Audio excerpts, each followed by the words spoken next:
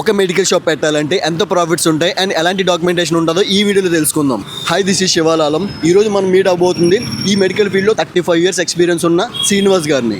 ఒక చిన్న medical shop పెట్టాలంటే ఎంత బడ్జెట్ అవుతుంది సార్? చిన్న మెడికల్ స్టోర్ పెట్టాలంటే మినిమం 4 to 7-8 lakhs పెద్ద మెడికల్ స్టోర్ పెట్టాలంటే 30 to 40 lakhs ఉండాలి. సార్, ఈ మెడికల్ షాప్లో ప్రాఫిట్స్ ఎలా ఉంటాయి? ప్రాఫిట్స్ అంటే 20% వరకు ఉంటుంది. జనరిక్ అయితే 50 to 80% వరకు మార్జిన్ ఉంటుంది. అండ్ మెయిన్గా ఒక షాప్ పెట్టాలంటే ఎలాంటి లొకేషన్ చూస్ చేసుకోవాలి? డాక్టర్స్ ఎక్కువగా ఉండేది, పాపులేషన్స్ ఎక్కువగా ఉండే, ఫ్లోటింగ్ ఎక్కువగా ఉన్న ఏరియాలో, మెయిన్ రోడ్లో కొద్దిగా బిజినెస్ ఎక్కువగా అయ్యే అవకాశాలు ఎక్కువగా. ఒక మెడికల్ షాప్ పెట్టాలంటే ఎంత స్పేస్ ఉండాలి సార్? స్పేస్ అంటే ఒక మెడికల్ స్టోర్ పెట్టడానికి 10 to 12, 120 అబవ్ ఉండాలండి స్క్వేర్ ఫీట్స్.